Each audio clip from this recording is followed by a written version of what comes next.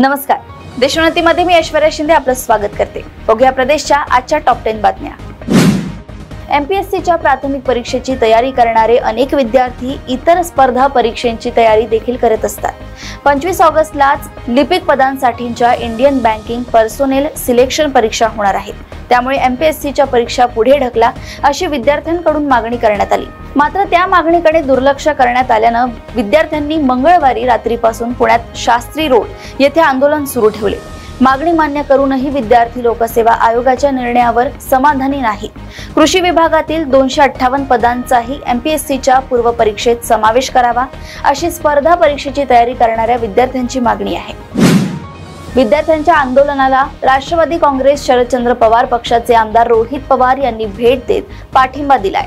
ते रात्रभर मुलांच्या बरोबरच आंदोलनाला बसले आहेत। त्यांच्या बरोबर रोहित पवार यांनी देखील उपोषणाला सुरुवात केली आहे। यावेळी आमदार रोहित पवार म्हणाले, राज्य लोकसेवा आयोगाने परिपत्रक काढले, त्यात 4 महिन्यांची मुदत देण्यात आली आहे। ती मुदत आम्हाला मान्य नाही। ती मुदत 1 ते 1.5 महिन्यांपर्यंत देण्यात यावी। तसेच परीक्षा कधी घेण्यात येणार आहे त्याची तारीख देखील सांगण्यात आलेली नाही। स्पर्धा परीक्षेची तयारी करणाऱ्या विद्यार्थ्यांमध्ये परीक्षेबाबत संभ्रमावस्था आहे।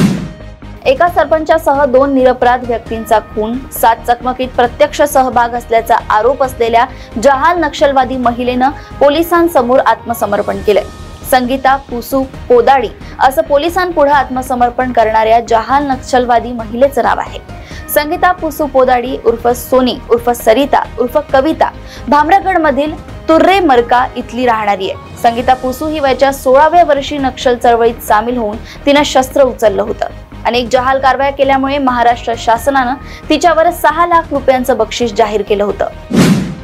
बदलापूर येथील अल्पवयीन मुलींच्या लैंगिक अत्याचार प्रकरणी मुंबई उच्च न्यायालयाने पोलिसांच्या तपासावर व दिरंगाईवर गंभीर ताशेरे ओढले। उच्च न्यायालयाने दखल घेतल्यानंतर पोलीस जबाब नोंदवू लागल्याकडे खंडपीठाने लक्ष वेधलं। पोलिसांनी गांभीर्याने तपास करण्याची सूचना यावेळी करण्यात आली आहे। या प्रकरणातील दुसऱ्या मुलीचा जबाब आजच्या आज नोंदवावा असे निर्देश खंडपीठाने दिले। या प्रकरणी मंगळवारी पुढील सुनावणी होणार आहे। केंद्र सरकारच्या ग्राहक व्यवहार विभागाने भाव स्थिरीकरण निधी योजनेअंतर्गत यावर्षी बफर स्टॉकसाठी 5 लाख टन कांद्याची खरेदी केली आहे। यापैकी प्रत्येकी 2.5 लाख टन खरेदीचे उद्दिष्ट नाफेड व एनसीसीएफ या दोन्ही केंद्रीय संस्थांना देण्यात आले होते। त्यापैकी खरेदी करून साठवून ठेवलेला बफर स्टॉक मधील कांदा बाजारात आणण्याच्या हालचाली सुरू केल्याचे समजतंय। याचा फटका थेट शेतकऱ्यांच्या कांदा दराला बसणार असल्याने कांदा उत्पादक शेतकरी व शेतकरी संघटना यांनी बफर स्टॉक बाजारात उतरवण्यास विरोध दर्शवलाय। बदलापूर मधील एका शाळेत 13 ऑगस्ट रोजी 2 चिमुरड्या मुलींवर लैंगिक अत्याचार झाल्याची घटना घडली। या घटनेनंतर राज्यभरातून संताप व्यक्त केला जातोय। यावर बोलताना काँग्रेसचे प्रदेशाध्यक्ष नाना पटोले यांनी गंभीर आरोप केलाय। बदलापूरची शाळा भाजपा आणि आरएसएसच्या विचारांची असल्याने पोलिसांवर दबाव टाकण्यात आला असे त्यांनी म्हटलंय। बदलापूर घटनेच्या निषेधार्थ 24 ऑगस्ट रोजी महाराष्ट्र बंदची हाक महाविकास आघाडीने दिली आहे। महाविकास आघाडीने महाराष्ट्र बंद करण्यापेक्षा राज्यात अशा घटना होऊ नये यासाठी सकारात्मक भूमिका घेण्याची गरज आहे असं भाजप नेते खासदार अशोक चव्हाण म्हणाले आहे। बदलापूर असो किंवा देशातील कोणत्याही अशा घटनांना राजकीय पक्षाचा समर्थन नाही आहे। त्यामुळे जनजीवन विस्कळीत करण्यापेक्षा सकारात्मक सूचना कराव्यात। अशा घटना घडू नये यासाठी काय करण्याची गरज आहे याबाबत सूचना कराव्यात असं चव्हाण म्हणाले आहेत।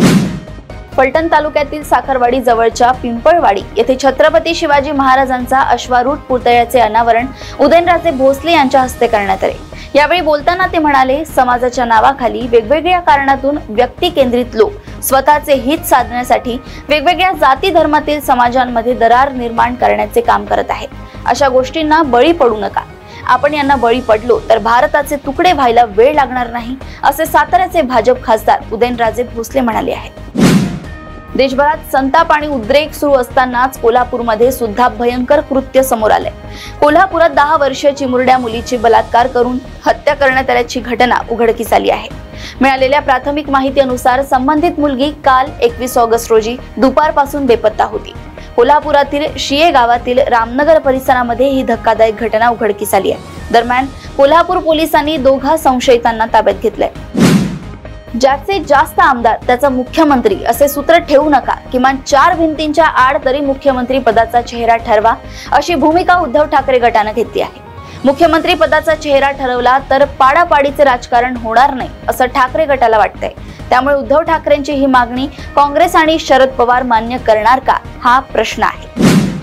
अशाच प्रदेशातील टॉप 10 बातम्या जाणून घेण्यासाठी बघत राहा देशोन्नती। आणि अजूनही तुम्ही आमच्या चॅनलला लाईक आणि सबस्क्राईब केलं नसेल तर लगेच लाईक आणि सबस्क्राईब करा आणि बघत राहा देशोन्नती। नमस्कार। ठळक घडामोडींसाठी देशोन्नती न्यूज चॅनलला सबस्क्राईब करा आणि बेल आयकॉन प्रेस करा।